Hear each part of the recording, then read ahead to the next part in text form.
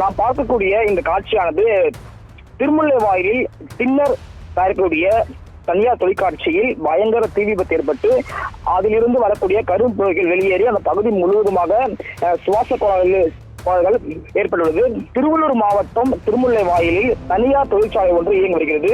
இந்த தொழிற்சாலையில் பெயிண்ட் மற்றும் மூலப்பொருளுக்கு பயன்படுத்தக்கூடிய டின்னர் தயாரிக்கும் தொழிற்சாலையாக இயங்கி வருகிறது. இந்த தொழிற்சாலையில் இன்று மதியம் சுமார் 11 மணி அளவில் திடீரென்று தொழிற்சாலையிலிருந்து கரும்புகை ஒன்று வெளியேறுகிறது. இதை கண்ட ஊழியர்கள் தீயணைப்பான் உள்ளிட்டவற்றை கொண்டு தீ அணைக்கும் பணியில் மும்முரமாக ஈடுபட்டனர். தீ அணைக்க முடியாதால் ஆவடி தீயணைப்பு துறைக்கு தகவல் தெரிவிக்கப்பட்டது. சம்பவ இடத்திற்கு விரைந்து வந்த தீயணைப்பு வீரர்கள் தீ அணைக்கும் பணியில் மும்முரமாக ஈடுபட்டு வருகின்றனர்.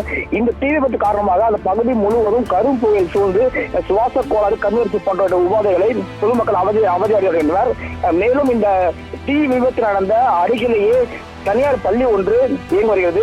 இந்த தீ விபத்து பள்ளி மாணவர்களுக்கு எந்த ஒரு பிரச்சனையும் வராமல் இருப்பதற்கு பள்ளி நிர்வாகம் அவசரமாக அந்த மாணவர்களை பள்ளியை விட்டு வெளியேற்றுள்ளனர். இதனால் பெரும் விபத்து தவிர்க்கப்பட்டுள்ளது.